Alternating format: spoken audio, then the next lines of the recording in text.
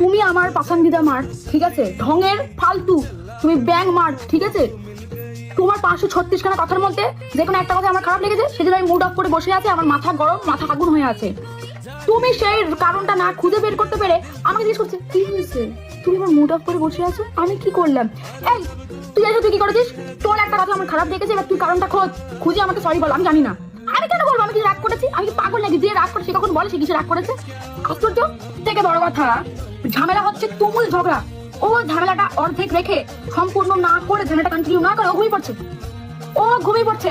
ওর কাছে ঘুমটা কতটা ইম্পর্টেন্ট। আমি সারা রাত কটমাট করছি কখন সকাল হবে আর আমি ঝামেলাটা কন্টিনিউ করবো। ও টক করে ঘুমিয়ে পড়ছে। কেন? তোর ঘুমটা খুব ইম্পর্টেন্ট। তুই আমার পছন্দিদা মার, আমাকে সবসময় দেখে হাসবি। হ্যাঁ, হাসতে না ইচ্ছে করলেও হাসবি, তাহলে আমিও ভালো থাকবো। আমার মুড খারাপ, তুমিও মুড খারাপ করে বসে থাকবে। আমার মুড খারাপ, তোর সামনে বসে হাসতে পারো না কেন? ফুচকা খেতে ইচ্ছা করলে আমাকে যখন তখন ফুচকা এনে দিতে হবে, আমি জানি না। নাহলে আমি ভাবো তুমি অন্য কাউকে হাসিয়ে আসছো, তুমি অন্য কারোর মন ভালো করে আসছো, আর অন্য কাউকে তুমি ফুচকা খাইয়ে আসছো।